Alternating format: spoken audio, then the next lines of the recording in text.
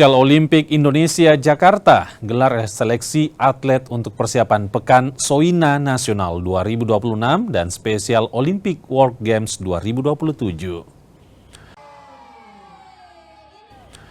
Seleksi digelar mulai 29 April hingga 17 Mei di Stadion Atletik Rawamangun, Jakarta. Ada 510 atlet berkebutuhan khusus yang ikut dalam seleksi untuk beberapa cabang olahraga seperti boce, senam, voli, bola tangan hingga sepak bola.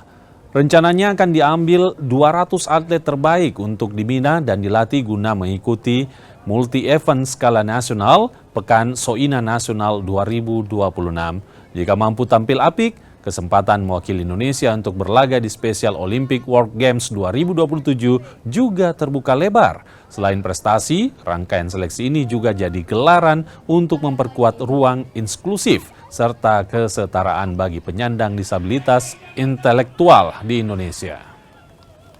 Harapannya program pembinaan olahraga sepanjang tahun ini dengan metodologi yang benar, kita akan menghasilkan atlet yang baik.